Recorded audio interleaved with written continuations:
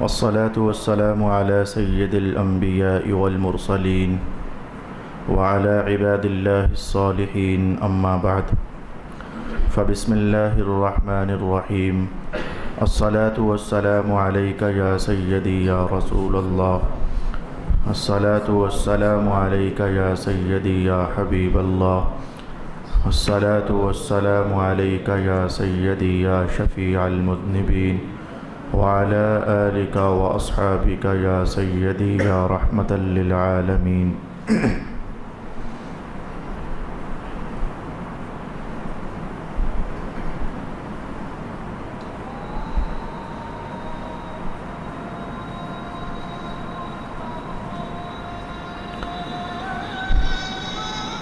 قابل صد عز مقام لائق عزت تکریم دوستوں، آج کی نشست میں وہ عنوان جو کہ بچوں کی تعلیم اور تربیت کے حوالے سے شروع کیا ہوا تھا، اس کا 53واں حصہ آپ کی خدمت میں بیان کروں گا، اور 53ویں تعلیم۔ آخری بات گزشتہ نشست میں ہم نے یہ جانی اور سیکھی تھی کہ اپنے بچوں کو تعلیم کے اوقات میں کچھ ٹائم کھیلنے کا لازماً میسر کرو، ان کی طبیعت باغ باغ ہو جائے گی اور پڑھنا آسان ہو جائے گا۔ 53 نمبر پر رسول پاک علیہ الصلوۃ والسلام کی تعلیم یہ ہے کہ بچوں کو جو کھیل کا وقت دینا ہے تو اس کے حوالے سے ہرگز بری صحبت میں بچوں کو نہ جانے دے۔ یہ جملہ بڑا حساس جملہ ہے، بری صحبت میں بچوں کو ہرگز نہ جانے دے۔ جو مشاہدہ میرا ہے وہی مشاہدہ لگ بھگ آپ کا یقیناً ہوگا۔ ہمارے بچے چھوٹی عمر میں خاص کر کے، جبکہ ان میں اتنی سمجھ بوجھ نہیں ہوتی، زیادہ کرکٹ کا شوق رکھتے ہیں، باہر میدان میں آ جاتے ہیں۔ میں نے یہ دیکھا اور یہ سنا، کرکٹ کے میدان میں ہر رنگ کا بچہ ہوتا ہے، میچور، ان میچور، مہذب، سلجھا ہوا، برا، بد خصلت، گالی گلوچ کرنے والا۔ اب ایسے میں کم از کم 25-30 بچے اکٹھے ہوتے ہیں، دو ٹیموں کے حوالے سے 25-30 بچے اکٹھے ہو جاتے ہیں۔ وہاں گالیاں بھی سننے کو ملتی ہیں، وہاں بری لینگویج بھی انہیں سننے کو میسر آتی ہے۔ تو پھر وہاں سے سیکھ کر کے تو بچے گالیاں دینے کا ارادہ کرتے ہیں اور گالیاں دیتے ہیں۔ جیسے باہر چھوٹی سطح پر بچے بدماشی کا احساس اپنے وجود میں ظاہر کرتے ہیں، اکڑ کر چلنا، ٹیکے سے بولنا، پھر وہ بچے ان کو دیکھ کر کے تو وہی احساس اپنے وجود میں اتارنے کی کوشش کرتے ہیں۔ اسی چھوٹے سے ماحول کے اندر ڈراموں اور فلموں کی باتیں ہوتی ہیں۔ اور میں آپ کو بتاؤں، یہ تو گراؤنڈ کی کہانی میں نے کہی۔ کچھ عرصہ پہلے کچھ پیرنٹس کہنے لگے کہ ہم نے اپنے بچے کو اس سکول سے اٹھا لیا ہے۔ میں نے کہا وجہ کیا ہوئی؟ کہنے لگے وہاں ٹیچرز گالیاں دیتے تھے تو ہمارے بچے بھی ان کو دیکھ کر کے تو گالیاں دینے لگ گئے۔ بچوں کا ماحول اچھا نہیں تھا، وہ ایک دوسرے کو گالی گلوچ کرتے تھے تو گالیاں دینے لگ گئے۔ میں نے آپ کو نشاندہی کی کہ یہ کرکٹ کے میدان میں بچوں کا جانا آج کے دور میں اچھا خاصا پریشانی کا باعث ہے۔ کیا کیا جائے پھر؟ آپ خود ٹائم دو اپنے بچوں کو، ان کے ساتھ اوٹ پٹانگ خود کھیل لو، گھر کی سطح پر کچھ مینیج کر لو۔ اور اگر کرکٹ کے میدان میں بچہ جانا چاہتا ہی ہے، آپ سے ہو نہیں پائے گا، لیکن اپنی نسلوں کو بچانے کے لیے میں کہوں گا ایک مخصوص ٹائم پیریڈ ان کے حوالے کرو۔ اتنا ٹائم آپ نے کھیلنا ہے تو خود نگرانی کر لو۔ میں نے ایک ایسا باپ دیکھا جو اپنے زیر نگرانی بچے کو پتنگ اڑوا رہا تھا۔ میں نے کہا یہ کیا؟ کہنے لگے کہ جو اس نے کام باہر جا کر کرنا ہے تو برائی کی صحبت پانی ہے تو میں کیوں نہ گھر ہی کروا دوں، کم از کم برائی کی صحبت سے تو بچ جائے گا نا۔ میں نے ایک باپ کو خود دیکھا، زیر نگرانی اس نے اپنے بیٹے کو پتنگ بازی کروائی۔ الغرض نسل بچانا میرے دوست بڑا ہی مشکل ہو گیا آج کے دور میں۔ ایک پوائنٹ کی میں نے نشاندہی کی۔ پوائنٹ نمبر 2، بری صحبت میں بچوں کو کھیل کود ایسا فراہم نہ کرے جس سے بچہ بگڑ جائے۔ بچے کارٹون کا شوق رکھتے ہیں نمبر 2 پر، اور میں کہوں گا کہ آج کارٹون بھی وہ کہنے کو کارٹون ہے لیکن کارٹون ہے نہیں ہے۔ کارٹونوں کے اندر بھی ستیہ ناش ہو گیا، سیکسی پکچرز اور نہ جانے کیا کیا۔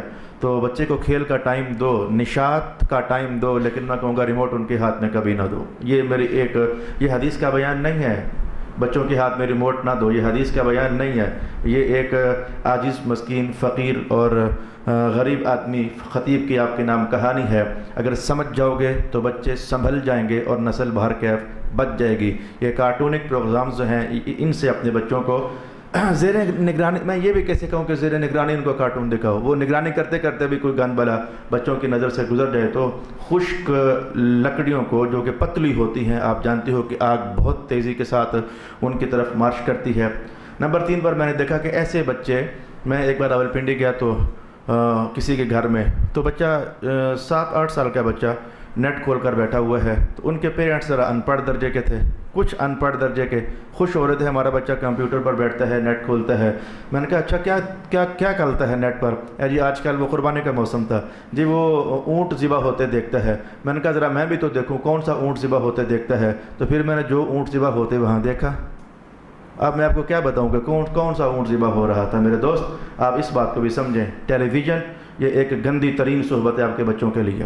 کارٹون دکھانا ہی ہے تو بازار سے سیڈیز لے آؤ، 5-6 ہزار کا کمپیوٹر لا کر بالکل چیک کرو کون سے کارٹونز ہیں بچوں کو، وہ دکھاؤ تاکہ ان کا مستقبل برباد نہ ہو جائے، وغیرہ تمہاری بربادی مچ جائے گی اور قیامت کو تمہیں حساب دینا پڑے گا کہ کس ڈگر پر چلتے ہوئے تم نے اپنے بچوں کی تعلیم اور تربیت کی تھی۔ یہ ایک ایسی بات ہے جو تقریروں میں نہیں چل رہی، آپ جانتے ہو، آپ تقریریں سنتے ہو، لیکن یہ ایک ایسی بات ہے جو تقریروں میں عام طور پر نہیں چلتی۔ تو میں بھی کچھ تقریریں آپ کو تھوڑی سنا رہا ہوں۔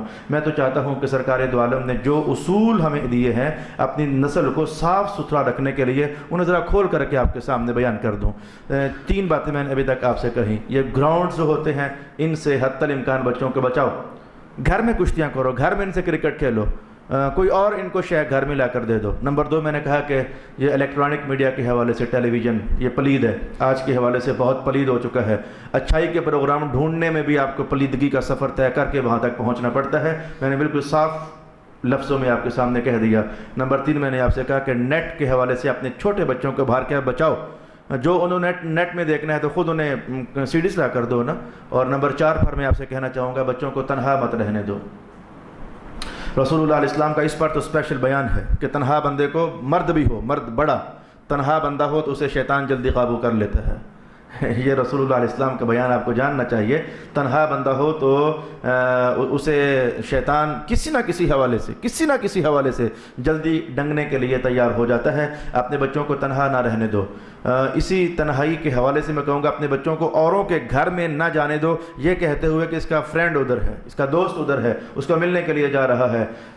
ہمارے ہاں یہ عادت نہیں ہے ہمارے گھروں میں۔ ایک آدھ بار کسی صاحب نے گھریلو ریلیشنز قائم کرنا چاہے تو کہا کہ بچوں کو بھجوا دو۔ میں نے کہا اگر آپ یہ گارنٹی دیتے ہو کہ بچے کھیلیں گے اور آپ کی نظروں کے سامنے کھیلیں گے تو آدھے گھنٹے کے لیے لے جاؤ، اور اگر آپ یہ ڈیوٹی نہیں دے سکتے تو معذرت، ہم یہ بچوں کو آپ کے گھر میں یوں نہیں بھیج سکتے کہ آپ کہیں اور بیٹھے ہوئے ہو اور بچے کسی اور کمرے میں کھیل رہے ہیں۔ ہرگز ایسی محبت ہمیں قابل قبول نہیں ہے۔ ان کے بچے ہمارے گھر آ جاتے ہیں، ہم باقاعدہ ڈیوٹی دیتے ہیں، نگرانی کرتے ہیں کہ بچے خبردار تنہائیوں میں کسی گوشے میں جا کر بیٹھے۔ یہ وہ باتیں ہیں کہ شاید آپ کے کانوں کی سماعت سے کبھی لہرا کر گزری نہیں ہوں گی، لیکن ایک استاد بندے کی بڑی مجبوری ہوتی ہے۔ ہم لوگ چونکہ مساجد میں بیٹھنے والے ہیں، علماء کو پڑھانے والے ہیں، تو پھر وہ جو شیطان کے باریک ترین پہلو ہوتے ہیں اور باریک ترین راستے ہوتے ہیں جہاں سے وہ زہر انجیکٹ کر دیتا ہے، تو وہ سارے ہم نے سیکھے بھی ہیں، اور پھر زمانوں کے حالات اور مشاہدات اور واقعات اور تجربات سے ہم نے پائے بھی ہیں۔ ہمارے سلسلہ مشائخ میں تو اتنی احتیاط برتی جاتی ہے کہ مثلاً آج مجھے 12 سال ہو گئے مسند تدریس پر بیٹھے ہوئے، میں نے آج تک کسی اسٹوڈنٹ سے دبوایا نہیں ہے، اپنے آپ کو بالکل دبوایا نہیں ہے۔ اس عمر میں خاص کر کے ہمیں دبوانے کی اجازت ہی نہیں ہے، حالانکہ دبانا اچھی بات ہے اور دبوانا بھی اچھی بات ہے، لیکن ہم اس عمر میں دباتے ہی نہیں ہیں، نہ دبواتے ہیں۔ وہ آپ اگلی بات میں آپ سے کیا کہوں، اس دبانے اور دبوانے کے بھی بعض اوقات خطرناک نتائج سامنے ہو جاتے ہیں۔ تو ہم نے ان مشائخ کے ہاتھوں پڑھا اور انہی سے یہ تعلیم اور تربیت پائی کہ بچوں کو سنبھالنا ہے تو کیسے سنبھالنا ہے۔ میں نے 5 یا 6 باتیں آپ کی خدمت میں بیان کرنے کا ارادہ کیا ہے۔ مجھے امید ہے کہ انہی کو اصول بنا کر کے تو آئندہ اور بہت سارے مقامات پر آپ محسوس کر پاؤ گے کہ بچے کو ہم کیسے تعلیم اور تربیت کے حوالے سے۔ اللہ اکبر۔ اب میں ملک کا نام بھی نہیں بتاتا، کہیں ایسا نہ ہو کہ وہ بندہ ٹریس ہو جائے، اور بندے کا نام بھی نہیں بتاتا کہ ایسا نہ ہو کہ وہ بندہ ٹریس ہو جائے۔ یہ جو اکیلی ملاقاتیں ہیں یہ چھوٹے بچوں کو تو کیا، نہ میں ملک کا نام بتاؤں گا نہ میں بندے کا نام بتاؤں گا۔ باہر کا 1 مہینے بھر سے بار بار فون آ رہے ہیں، وہ بندہ رہنمائی لے رہا ہے، ہوا کیا ہے، اس کے گھر میں آگ لگ گئی ہے۔ آگ کہاں سے لگ گئی ہے؟ پاکستان سے باہر نکل جاؤ تو ماحول آپ کو زیادہ پتہ ہے۔ کہنے لگا میری بیگم سہیلیوں کو ملنے جاتی تھی، اور پھر سہیلیاں جو ہیں وہ تو سہیلیاں ہی ہوتی ہیں، پھر ادھر کی سہیلیاں، تو اللہ تعالیٰ بچائے، تو وہ سہیلیوں سے ملاقات کرتے کرتے کسی سہیلے سے مل گئی، اور پھر سہیلے سے ملتے ملتے اپنے خاوند کو بھول گئے اور حالات بہت دور نکل گئے۔ محسوس ہوا میں نے صرف اتنی سی جملہ اور اتنی سی بات نکالنی تھی کہ یہ جو تنہائیوں میں کسی کا ہمارے گھر آنا یا ہمارا کسی کے گھر جانا یہ وبال جان بن جاتا ہے۔ تو اس لیے میرے دوستو، پاکستان کا ماحول بھی تو دن بدن اسی ڈگر کی طرف بڑھ رہا ہے جس ڈگر پر چلنے سے بندے کا مستقبل آگ لگا نظر آتا ہے، اس میں کہیں سے خیر کی بہار نظر نہیں آتی ہے۔ رسول اللہ کے فرمان کو غور کے ساتھ سمجھو، اور جتنا میں نے کہا اس سے زیادہ سمجھو، جتنا میں نے نشاندہی کی ہے اس سے زیادہ نشاندہیوں کے ساتھ آپ اس بات کو سمجھو۔ ارشاد گرامی ہوا کہ ہرگز ہرگز بچوں کو بری صحبت میں نہ بیٹھنے دے۔ ایک بری صحبت وہ تھی جو گناہوں کی طرف بندے کو راغب کرتی تھی، جس کے 6 پوائنٹ میں نے آپ کو بتائے۔ ایک اور بری صحبت بھی ہے، اللہ آپ کا بھلا کرے، ایک اور بری صحبت بھی ہے، بد مذہب کی صحبت۔ بد مذہب کی صحبت، مسلک کے حوالے سے جو صحابہ کو گالیاں نکالتے ہیں، جو اہل بیت کو برا کہتے ہیں، جو رسول اللہ کو برا کہتے ہیں، یا کہیں نہ کہیں وہ کسی نہ کسی انداز میں جو مذہب کی پاکیزہ اقدار تھیں ان اقدار کو ڈیمیج کرنے کا سوچتے ہیں، میں کہوں گا یہ صحبت بھی بڑوں کے لیے بھی آگ ہے اور وبال جان ہے، اور بچوں کے لیے تو بہت ہی زیادہ وبال جان ہے۔ اپنے بچوں کو ایسے مدارس میں اور ایسے بد مذہبی کے پوائنٹس پر پڑھنے کے لیے مت بھیجیں، وگرنہ پھر حالات آپ کے ہاتھ میں نہیں رہیں گے اور بے قابو ہو جائیں گے۔ اللہ رب العالمین آپ کو اور مجھے حفاظت نصیب فرمائے۔ 54 نمبر کی بات میں آپ کو پہلے سمجھا چکا، آج صرف دہرائی کرتا ہوں۔ رسول اللہ علیہ السلام نے فرمایا اپنی بیٹیوں کو سورۃ یوسف نہ سکھانا۔ میں وجہ آپ کو بیان کر چکا ڈیٹیل کے ساتھ۔ اس میں ایک عشق کی کہانی بھی ہے اور عورت کے مکر کی کہانی بھی ہے، اور نتیجہ میں نے اس جملے میں کہا تھا کہ عشق اور مکر کی کہانی اگر قرآن میں بھی ہو، کسی کی حکایت نقل کرتے کرتے کہ ایسا ہوا تھا، اگر ایسی کہانی قرآن میں بھی ہو تو حضور فرمائیں کہ بیٹیوں کو نہ پڑھانا۔ تو مجھے بتاؤ ایسے میں تمہارے ڈائجسٹس وہ کس کھاتے میں رہ جاتے ہیں، تمہارے ناولز یا کس کھاتے میں باقی بچ جاتے ہیں۔ اور ایک اور چیز آپ کو بتاؤں، یا ڈائجسٹ پڑھنا یا ناول پڑھنا یہ صرف تحریر ہوتی ہے۔ جب بندہ کچھ پڑھ رہا ہوتا ہے تو اس میں جو کچھ ہوتا ہے تو اس کی پکچر بندہ خود ذہن میں بناتا ہے، اس کا لب و لہجہ بندہ ذہن میں خود بناتا ہے۔ اگر آپ پڑھ رہے ہو کہ اس نے غصے سے کہا تو غصے کا لب و لہجہ ذہن خود ڈیولپ کرتا ہے۔ اچھا اس نے گھر میں داخل ہوتے ہوئے کہا تو گھر میں داخل ہونے کی تصویر جو ہے ذہن خود تیار کرتا ہے۔ میں کہوں گا وہ تحریر جس میں تصویر نہیں ہوتی، لہجہ نہیں ہوتا، لہجہ اور تصویر بندہ خود تیار کرتا ہے، لیکن وہ کام غلط ہے تو حضور کہیں نہیں اسے نہ پڑھنے دینا۔ مجھے خود بتاؤ کہ اس عنوان پر مبنی فلمیں، اس عنوان پر مبنی ڈرامے جن کے اندر لہجہ بھی موجود ہے، الفاظ بھی موجود ہیں، تصویر بھی موجود ہے، اور جسم کی مختلف حرکتیں بھی موجود ہیں، خود فیصلہ کر لو کہ اگر تحریریں پڑھنے کی اجازت رسول اللہ نہیں دے رہے ہیں تو پھر ان تحریروں کو عملی شکل دے کر کے تو میڈیا کی نظر جب کر دیا جائے تو وہاں پھر کیسے یہ اجازت ہو سکتی ہے۔ بڑی عید پر جب میں لاہور گیا مجھے کسی گھر میں جانے کی ضرورت محسوس ہوئی، ضرورتیں پڑ جاتی ہیں بندے کو جانے کے لیے، تو میں دیکھ کر حیران ہوا، اور 3 جوان بیٹیاں، میں نے آتے تھے شکوہ کر دیا، ان کو سمجھانے کے لیے شکوہ کر دیا، ان کا باپ ایک طرف تھا اور ان کے ماموں کو میں نے شکوہ کر دیا۔ میں نے کہا یہ میں نے کیا دیکھا؟ کہنے لگے ہمارے بس میں نہیں ہے، یہ باپ کی ذمہ داری ہے، یہ خود ہمارے گھر مہمان آئے ہوئے ہیں، ہم کیا کہیں ان کو، مہمانوں کو کیا کہیں۔ ہم داخل ہوئے تو میں کم از کم 3-4 گھنٹے وہاں رہا، تو 3-4 گھنٹے میں وہ کالج میں پڑھنے والی بیٹیاں اور جن کا باپ اب خیر سے یہ ارادہ کر رہا تھا کہ میں نے ہاسٹل میں بھیجوں گا، یہ ارادہ کر رہا تھا، تو 3-4 گھنٹے مسلسل میں نے جب بھی کمرے میں کسی نہ کسی بہانے سے دیکھا تو بیٹیاں یہ ڈانس دیکھ رہی تھیں اور ڈرامے دیکھ رہی تھیں۔ یہ ہے وہ بات جو میں آپ کو سمجھانا چاہتا ہوں کہ اگر تحریر پڑھنے کی اجازت نہیں ہے تو سیکس، عشق، معشوقیاں، اس پر مبنی ڈرامے، اس پر مبنی فلمیں اور اس پر مبنی یہ ڈانسز وغیرہ، ان کی تو میں کہوں گا کہ ہوا بھی ہمارے بچوں کو نہیں ہونے چاہیے، وگرنہ پھر جو ہوگا آپ کے ساتھ میں نہیں کہتا کہ ہو، لیکن فطرت کے جو قانون ہوتے ہیں ان کو اگر تخریب کا نشانہ بنایا جائے تو باہر کے بندے کو بھگتنا تو پھر پڑ جاتا ہے۔ یہ حالات و واقعات و مشاہدات اور تجربات یہ بھی آپ کے سامنے لاتا رہتا ہوں کہ کہاں کیا ہو رہا ہے۔ ابھی میں سارا آپ کو نہیں بتاتا کیونکہ میرے پاس راز ہوتے ہیں، میں رازوں کو راز رہنے دینا چاہتا ہوں، لیکن اشارہ دے رہا ہوں کہ ایسے پھر آگ لگ جاتی ہے گھرانوں کے اندر، ایسے پھر شریف گھروں کی بیٹیاں برباد ہو جاتی ہیں اور باپ بیچارہ ہاتھ ملتا رہ جاتا ہے۔ جس موقع پر کوریج دینی تھی اس موقع پر وہ کور نہیں کر سکا اور وقت ہاتھ سے گزر گیا، اور پھر لگا لو زور۔ ایک ماں جب میرے گھر میں روتے ہوئے آ گئی، کہنے لگی میں یہ ایک اور میرے سامنے بات آ گئی، ماں روتے ہوئے آگے ایک بڑا سارا لفافہ اٹھایا ہوا ہے اور اس کے اندر کچھ کاغذات ہیں، اور میرے پاس گھر میں بغیر بتائے بغیر پوچھے، اچھا خیر سے، ہاں جی بہن کیا مسئلہ ہے آپ کا؟ کہنے لگی ہماری بیٹی ٹرپ پر گئی تھی اور وہاں سے پھر واپس نہیں آئی، اپنے بوائے فرینڈ کے ساتھ وہیں سے آگے نکل گئی ہے۔ سمجھ آئیے میرے دوستو، یہ جو ٹرپس ہوتے ہیں اور جو ٹروپس ہوتے ہیں نا آپ کے، یہ جو بچیاں کالجز میں اور اسکولوں میں اور لڑکے یہ باہر نکلتے ہیں، خدا را بچا لو اپنے بچوں کو، بچا لو اپنے بچوں کو، تھوڑی دیر کے لیے ٹیچر ناراض ہوتا ہے تو ہو جائے۔ میرے بچوں کے ہاں آج سے 2 سال پہلے، بہت چھوٹے ہیں، لیکن میں نے ان کے سر سے کہا کہ یہ آخری بات، اس کے بعد مجھ سے یہ مت کہیے گا کہ آپ ہمارے بچوں کو آپ ٹرپ پر بھیجیں، اگر آپ ہوش کے ناخن لینے والے انسان ہو تو خبریں آپ کو پتہ ہیں یہ ٹرپ پر جا کر کیا ہوتا ہے۔ آپ میں اس سے آگے کیا بولوں، جوان بیٹیاں ہیں اور جوان بیٹے ہیں، پھر وہی ہوتا ہے جو میں نے ابھی آپ سے کہا، ماں رو رہی تھی، آج ہفتہ ہو گیا بیٹی گھر نہیں آئی اور اس نے فون کر دیا ہے کہ اب میں شادی کرنے والی ہوں۔ یہ تمہارے ٹرپسوں کا حال یہ ہے۔ اور نالائق ٹیچر جو لے کر جاتے ہیں، لے کر جانے کا شوق ہوتا ہے لیکن وہاں جا کر کیئر نہیں کر سکتے ہیں، اختلاط۔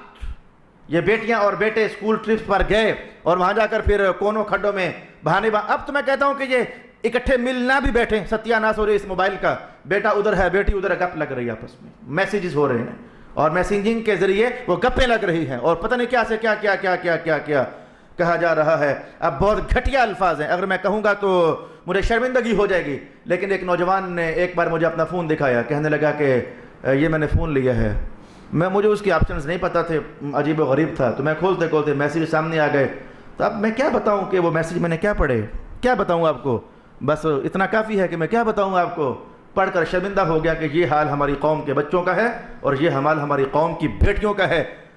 اعوذ باللہ من الشیطان الرجیم۔ واپس آ جاؤ، تمہارے لیے راحت کا پیغام سرکار ہی کا بیان ہے، تمہارے لیے کرم کی ٹھنڈی چھاؤں، اللہ کی قسم مصطفیٰ جان رحمت کا دین ہی ہے، تمہاری بیٹیوں کی عفت کی نگاہ بانی جو مصطفیٰ کریم نے دی ہے، کوئی اور کلچر تمہاری بیٹیوں کی عزت اور آبرو کو بچا نہیں سکتا ہے، اور تمہارے بیٹوں کو آنکھ میں جھلستے میں کہوں گا کہ ماحول دھکا تو دیتا ہے لیکن کوئی ایسا ماحول آج تک ڈیولپ نہیں ہوا ہے جو آگ لگے بچوں کو بچا کر کے تو جنت کا مسافر بنا دے۔ یہ سارا ابر کرم محمد مصطفیٰ کے دین مبین ہی کے صدقے برسا کرتا ہے۔ واپس آ جائیے، میں نے ڈرتے ڈرتے دبتے دبتے مختلف اندازوں میں یہ بات کہی ہے کہ بیٹوں اور بیٹیوں کو خاص کر کے کہاں سے انہیں بچا کر کے تو میری جان انہیں اپنے امانت آگے منتقل کرنی ہے۔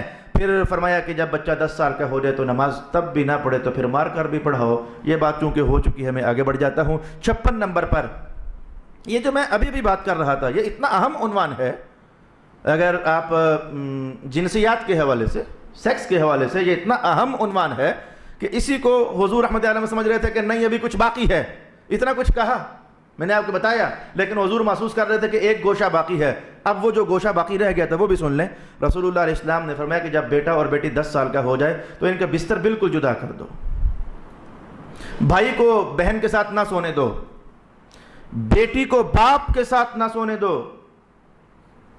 بیٹے کو ماں کے ساتھ نہ سونے دو، بستر ان کے بالکل الگ کر دو۔ اگر ہماری نظر میں کچھ نظر نہیں آ رہا تو حضور کی نظر بہت کچھ دیکھ رہی تھی، اور میرے حضور نے جو کچھ دیکھا آج وہ خبریں بن کر ہمارے سامنے آ رہا ہے۔ ماں نے بیٹے نے ماں کے ساتھ کیا کر دیا، باپ نے بیٹی کے ساتھ کیا کر دیا، یہ خبریں آج میڈیا کے ذریعے ہم تک پہنچ رہی ہیں۔ کیئر کر لو، میں نے آپ کو بتا دیا، اور اس پر اب میں مزید کیا تبصرہ کروں، حضور فرماتے ہیں کہ 10 سال کی عمر میں ان کا بستر جدا کر دو، بیٹا ماں سے جدا، بیٹی باپ سے جدا، اور بھائی سے جدا، 2 بھائی بھی ایک بستر تلے مت سوئیں، ایک کمبل کے نیچے 2 بھائی بھی مت سوئیں، 2 بہنیں بھی مت سوئیں۔ آپ کہتے ہو کہ یہاں کیا ہو سکتا ہے، اب یہاں بھی ہے کچھ لیکن میں کیسے بیان کروں، مجھ میں نہیں تاب۔ 2 لڑکے ایک بستر کے نیچے ہوں، یہاں بھی شیطان ایک مخصوص کاروائی ہے۔ 2 بیٹیاں ایک بستر میں ہوں، اس میں بھی مخصوص کاروائی ہے۔ اور اگر تبادلہ ہو جائے، بھائی بہن، ماں بیٹا، باپ اور بیٹی، اب تو حالات آپ کو سمجھ آ گئے۔ لیکن یہ ایک ہی جنس کے 2 فرد، انہیں بھی ایک کمبل کے نیچے نہ سونے دینا، احتیاط کر لینا۔ وہ 5000 کا نیا کمبل لے آنا، 2000 کی رضائی لے آنا، لیکن اللہ کرے کہ ہمارے بچے بچ جائیں۔ کم از کم میرے سامنے 1000-2000 بندے بیٹھتے ہو جمعے کی نشست میں، تو ہمارے تو بچ جائیں۔ پھر آپ اس بات کو آگے بھی پریچ کر سکتے ہو، اگر پریچ کرنے کی ہمت نہیں ہے تو یہ لیسن انہیں کنوے کر سکتے ہو کسی اور ذریعے سے. تھوڑے سورسز ہیں آج مذہب کا پیغام سیکھنے اور سکھانے کے حوالے سے. تو فرمایا کہ 10 سال کے ہو جائیں تو ان کے بچھونے الگ کر دو اور ان کے بستر جدا کر دو. ہمارے مشائخ تو اتنی احتیاط کرواتے ہیں کہ ہاسٹلز میں وہ بچوں کو زمین پر نہیں سونے دیتے.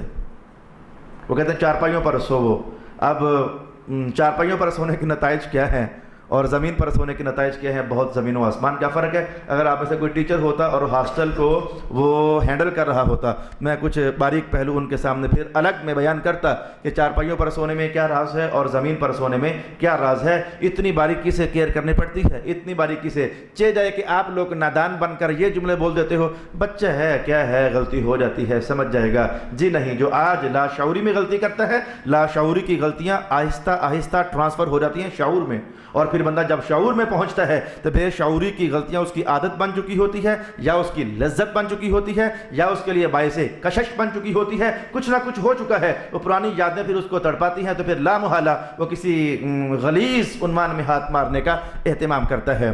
57 حق نمبر یہ ہے, بہت آسان ہے. جب بچے جوان ہو جائیں تو پھر جلدی سے ان کی شادیوں کا اہتمام کرو, خاص کر کے بیٹیاں. بیٹوں کی بھی شادی جلدی کرو, لیکن خاص کر کے بیٹیاں, کیونکہ حضور نے بیٹے کا نام نہیں لیا, بیٹے کا نام لیا, اور فرمایا کہ 3 کام ہیں ان میں تاخیر مت کرو. ایک تو فرمایا کہ جب نماز کا وقت ہو جائے تو جلدی سے ادا کرو, لیٹ مت کرو. اور دوسرا فرمایا کہ جب جنازہ حاضر ہو جائے. گجرخان میں بڑا پریشان ہوں, میں حضور کا پیغام سناتا ہوں لیکن لوگ تسلیم نہیں کرتے. جب جنازہ حاضر ہو جائے پھر لیٹ نہ کرو. لوگ تقریریں کرواتے ہیں, تقریریں کرو نا جی. میں کہتا ہوں مجھے نہیں آتی تقریر میرے بھائی, خدا کے بندو ڈرو اللہ سے, حضور کی بات کو سمجھو. یہ جملہ کتنا میٹھا ہے, کتنا میٹھا جملہ ہے, اور اس کے بعد والا کتنا کڑوا ہے. یہ دونوں جملے حضور نے ارشاد فرمائے, یعنی نتیجے کے اعتبار سے کڑوا ہے. حضور کا بیان تو میٹھا ہے. میرے حضور نے کیا فرمایا, اگر یہ جنت والا ہے تو تم نے جنت میں پہنچنے کے لیے رکاوٹ کیوں ڈالی ہوئی ہے؟ جلدی پہنچاؤ اسے جنت میں.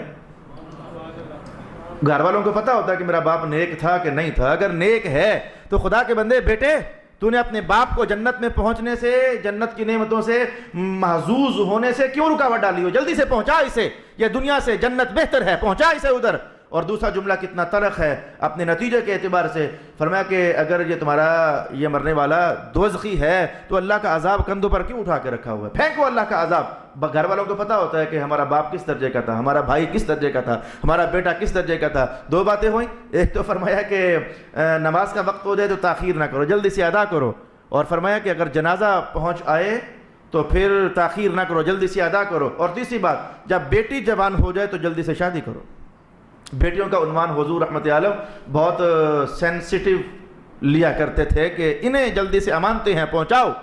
تو بیٹیوں کے حوالے سے میں نے پھر کہا اچھا بیٹوں کی بھی شادی کروانی چاہیے, لیکن بیٹوں کے بنسبت بیٹیوں کی شادی ذرا زیادہ اہمیت کی حامل ہے. تو فرمایا کہ جب بچے جوان ہو جائیں تو پھر ان کی شادی کرو. اور شادی کرنے میں وہی بحث جو میں بالکل ابتدائی مراحل میں بتا کر آیا تھا, قوم کیسی ہونی چاہیے, ہاں جی, پھر بچی کا ماموں چیک کرنا چاہیے, ماموں کا بڑا اثر ہوتا ہے, یہ وغیرہ وغیرہ جو باتیں میں نے شروع کے اسباق میں آپ سے کہی تھیں وہ ساری باتیں. اب باپوں کے نام ایک اسپیشل پیغام, رسول اللہ کا باپوں کے نام ایک اسپیشل پیغام. فرمایا کہ جب تمہارا بیٹا جوان ہو جائے, جب تمہارا بیٹا جوان ہو جائے, ہمارے پنجاب میں کہتے ہیں کہ جب بیٹا باپ کا جوتا پہننے لگ جائے نا تو پھر باپ کو ذرا محتاط ہو جانا چاہیے. یعنی اتنا جوان ہو جائے کہ اسے باپ کا جوتا پورا آ جائے. تو اصل میں بیان پیچھے حدیث کا ہے. فرمایا جب بیٹا جوان ہو جائے تو اب کوئی بات تم سمجھو کہ وہ غلط کر رہا ہے تو تم نے اسے کہنی ہے, اب کہنے کا انداز بدل دو. بچپن تک تو ہم اپنے بچوں کو یوں بھی چل اٹھ, ڈانٹ دیا, چل دفعہ ہو, یہ لفظ بول دیے, لہجہ گرم کر لیا, تو اٹھتا کہ میں آؤں, ایسا جملہ بول دیا. چلیں کافی ہیں 2-3 جملے. بچپن تک تو ہم ایسا بولتے رہے, لیکن حضور نے فرمایا کہ جب یہ اب جوان ہو گئے نا, اب ایسے نہیں.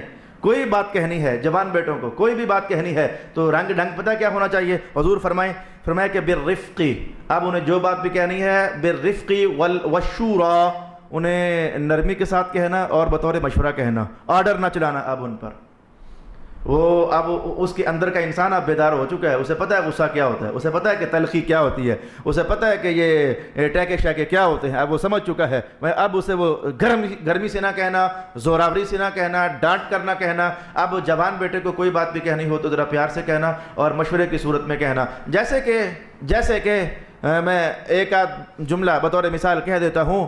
آپ کا بیٹا اب بھی نماز نہیں پڑھتا، چلو یہی بات لے لیتے ہیں، تو 10 سال کی عمر تک مارنے کا حکم تھا، وہ مار برداشت کر لیتا تھا، وہ آگے سے ڈانٹ برداشت کر لیتا تھا۔ حضور نے 10 سال کی عمر کہا نا، 15 سال بھی تو فرما سکتے تھے نا کہ 15 سال کا ہو تو مارو۔ حضور سمجھتے ہیں کہ نہیں، جب جوان ہو گیا نا اب یہ مارنا اب مسئلہ خراب ہو سکتا ہے، تو فرمایا کہ یار پتر آپ دیکھ یار میں اب میری بڈھا بندہ ہوں اور میری سفید داڑھی ہے، زندگی بھر نماز پڑھی ہے یار، اب بتا یار جب تو ایسے کرے گا تو پھر میری تو داڑھی رول کر رہ جائے گی نا جی، میرا تو بڑھاپا بدنام ہو جائے گا نہیں یار، آپ بتا کہ تو باپ کی عزت رکھنا چاہتا ہے یا کہ وہ اسی ڈگر پر۔ یا علام میں گھروں میں آتے ہیں بچوں کے بیٹوں کے علام میں، میں نے پنجابی کا لفظ بولا، شکایات گھروں میں آتی ہیں، جی آپ کا بچہ سگریٹ پی رہا تھا، جی آپ کا بچہ ادھر جا رہا تھا، آپ کا بچہ ڈرنکنگ کر رہا تھا، کوئی ایسے علامے گھروں میں آتے ہیں، تو اس موقع پر سختی سے کہنا، اس موقع پر سختی کرنی ہے، لیکن قاضی نے، یہ جو قاضی لوگ ہوتے ہیں ہی نہیں ہیں، کہاں سے ڈھونڈیں، ایک فیصلہ 6 سال لٹکائے رکھتے ہیں، تو قاضی کہاں سے ڈھونڈیں ایسے، تو اس موقع پر یہ سختیاں کرنا یہ قاضی کا سپرد ہو جاتا ہے، سزائیں دینا، حدیں قائم کرنا یہ قاضی کا سپرد ہو جاتا ہے، مارنا ہے لیکن باپ نے نہیں۔ باپ کو یہ کہا گیا کہ آپ اسے پیار سے عزت سے، یار میری عزت کا خیال کر، یار ہم مذہبی لوگ ہیں یار، لوگ کیا کہیں گے کہ باپ ساری زندگی اللہ کے سامنے جھکنے والا تھا اور پتر کدھر نکل گیا، یار میری بڑھاپے میں مجھے مت رول یار، کچھ ایسے نرمی سے۔ اب باقی آپ خود بھی تو سمجھیں، آپ بھی تو آخر دانا لوگ ہو، سمجھدار ہو، پڑھے لکھے ہو، آپ نے بھی اولادیں پالی ہیں، تو جب بچہ جوان ہو جائے تو پھر رسول اللہ علیہ السلام فرماتے تھے کہ سختی کے ساتھ نہیں، پھر جوتا لے کر آگے سے نہیں، پھر ڈنڈا لے کر مارنے کے لیے لپکنا، پھر ایسے نہیں، پھر انداز تمہارا بدل جانا چاہیے، فائدہ اسی میں ہوگا، ورنہ تمہارا بیٹا جب تمہارے آگے زبان درازی کرے گا یا ہاتھ اٹھائے گا تو والدین کا نافرمان کہلائے گا اور سیدھا دوزخ میں جائے گا۔ تو اگر تم ہی تھوڑا سا احتیاط کر لو کہ اسے دوزخ میں جانے والے راستے پر چلنے کے لیے مجبور نہ کرو، نہ ڈنڈا اٹھاؤ اس پر، نہ ہاتھ اٹھاؤ اس پر، وغیرہ وغیرہ۔ اچھا جی، میں 58 نمبر پر کہنا چاہوں گا، 59 نمبر پر اہم چیز ہے اپنے بچوں کو، بیٹے کو اور بیٹی کو کبھی وراثت سے محروم نہ کرنا، یہ حق ہے۔ بیٹے جب نافرمانیاں کرتے ہیں نا، اب یہ سٹیج تو آئے گی، جب بچپن صحیح نہیں سنبھالا تم نے باپو، اب یہ سٹیج تو آئے گی، پھر جب بچوں کی صحبتوں پر تم نے احتیاطیں نہیں برتیں، اب یہ سٹیج تو آئے گی، پھر بچہ نافرمان تو ہوگا، پھر جوانی کے بعد وہ تمہاری قدر نہیں کرے گا، پھر ایسا تو ہوگا۔ تو جب بچہ نافرمان ہوتا ہے تو باپوں کو جب غصہ آتا ہے نا اور کچھ نہ کر سکیں تو اخبار میں چھوٹا سا اشتہار، میں نے اس کو عاق کر دیا، میں نے اپنی جائیداد سے اسے محروم کر دیا۔ حضور فرماتے ہیں نہیں، تمہارے محروم کرنے سے تو نقصان ہوگا، اللہ تعالیٰ کا ایک ہی قانون تھا، اس پر ایک ہی بار عمل ہے اور وہ بھی تم نے اس حکم کو توڑ دیا۔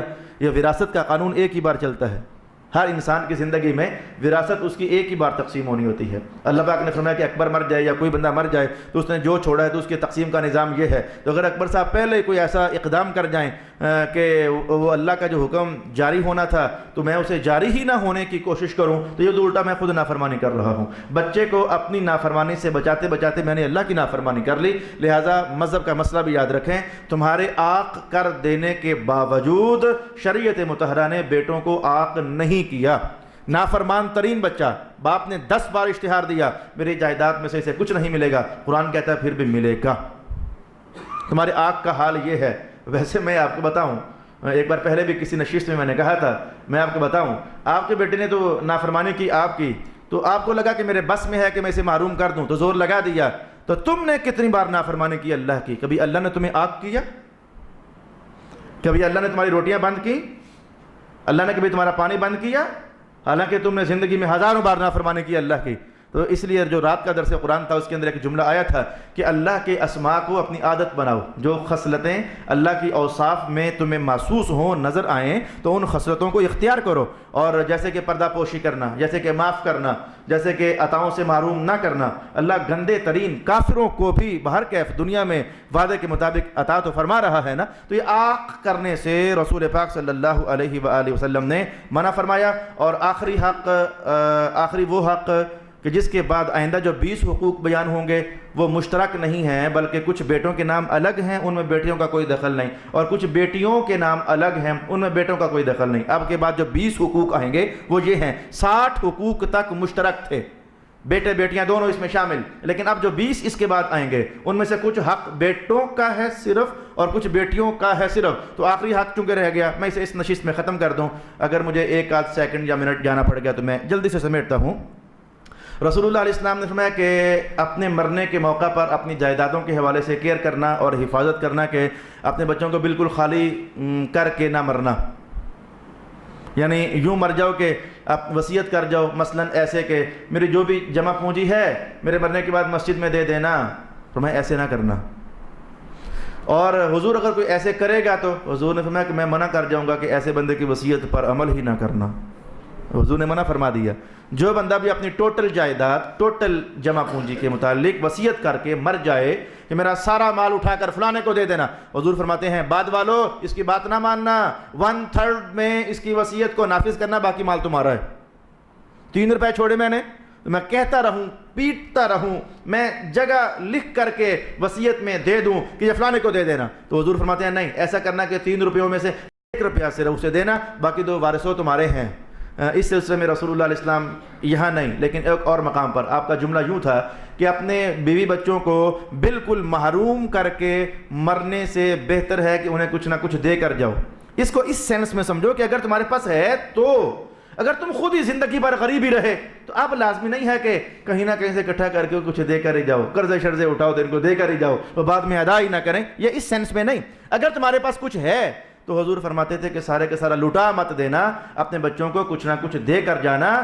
تو یہ بات حضور فرما رہے ہیں، یہ نہیں فرما رہے کہ اگر تمہارے پاس کچھ نہیں بھی ہے نا تو کہیں نہ کہیں سے چوری ڈکیتی کر کے دھار مانگ کر تو دے دو کر جانا، بیچاروں کو خالی مت چھوڑنا، اس سینس میں اس حدیث کو مت سمجھنا۔ تو رسول پاک علیہ الصلوۃ والسلام نے وصیت کے حوالے سے بین لگا دیا کہ 1/3 تک تو تمہاری ثلث تک، تیسرے حصے تک تو تمہاری وصیت نافذ العمل ہوگی، لیکن تیسرے حصے سے تجاوز اگر کرو گے تو تمہاری وصیت کو ناقابل قبول سمجھا جائے گا۔ یہ بھی نوجوان بچوں اور بچیوں کے حق میں اسپیشل عنوان تھا رسول پاک صلی اللہ علیہ وآلہ وسلم کا۔ انشاءاللہ 60 مشترک قسم کے حقوق ہمارے مکمل ہوئے، باقی 20 ہیں وہ اگلی نشست میں ہم دیکھیں گے۔ وآخر دعوانا الحمدللہ رب العالمین۔